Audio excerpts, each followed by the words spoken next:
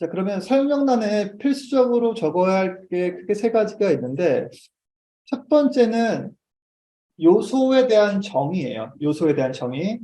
요소에 대한 정의는 이것이 무엇이다 라는 것을 정의해 줌으로써 구현자들이 인지할 수 있게 만들어 주는 거죠. 예를 들어서 지금 이 주문서라고 하는 이 항목에서 봤을 때 주문자 정보 하위에 주문자명이라고 하는 게 있어요. 주문자명. 주문자명은 이렇게 얘기할 수 있겠죠. 해당 상품을 주문한 사람의 이름이라고 우리가 정의할 수 있겠죠. 그리고 뭐 텍스트로 되어 있으면 텍스트라고 적어주기도 하죠.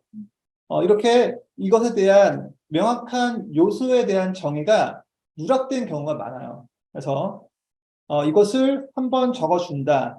그리고 이제 각각의 항목들을 해당 타입을 포함해서 적어주게 되면 이것을 구현하는 입장에서는 이 내용을 봐도 물론 알겠지만 더 확실하게 이것이 무엇이다라고 하는 사실을 알 수 있어서 이제 구현의 혼동이 적다는 것이죠.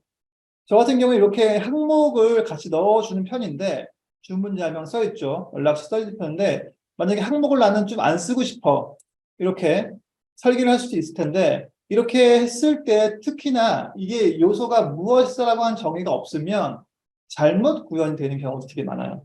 그래서 항목을 기재해 주시고 그리고 거기에 대한 설명을 한 번 더 적어 주시면 좋습니다. 예를 들면 이런 4번 같은 경우에 지금 이 4번이라고 하는 영역 하위에 이렇게 4-1로 결제하기 버튼이 있을 수 있겠죠. 그러면 4번 영역에 대해서는 액션 버튼 영역이라고 이름을 지을 것 같고요. 4-1은 결제하기 버튼인 거죠. 네, 이렇게 명칭을 명확하게 말해준다. 상품 정보 중 이미지, 썸네일 정보다 라고 하는 것이 2-1번에 대한 정확한 설명이겠죠. 이렇게 그것이 무엇이다라고 하는 게 각각의 항목마다 다 표시가 돼야 돼요. 두 번째는 변화에 대한 설명인데 변화에 대해서 변화는 이런 것들이죠. 상품명에 언더바가 있어요.